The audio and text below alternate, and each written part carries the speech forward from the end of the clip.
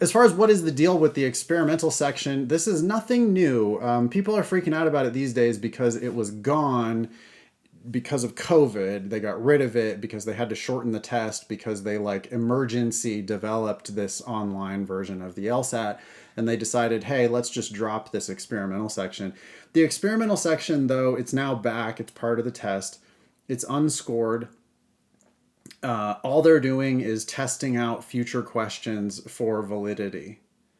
Whenever anybody argues with me about the right answer on a question or argues with me about the wrong answer that they think should be right on a question, I like to remind them that every LSAT question previously was on an experimental section on the LSAT, which means that like thousands of students took that question and chose the right answer. They're not going to put that question on the test if there's a meaningful divergence in what smart people or like studied people consider to be the correct answer. That's all they're doing with the experimental section, is just making sure they're checking that question to make sure that it's valid for future use.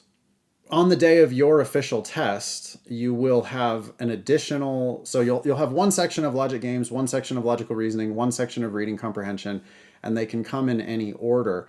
You'll also have a fourth experimental section, which could be first, second, third, or fourth in the order. It'll be an additional section of either logical reasoning, reading comprehension, or logic games.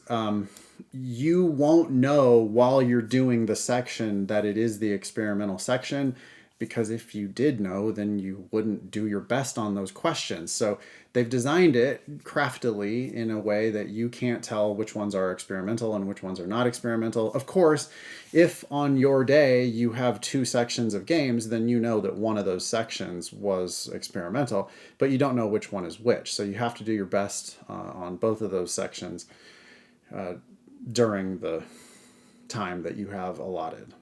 It doesn't count. It's not part of your score. So worrying about the experimental section is just, worrying about something that really doesn't matter.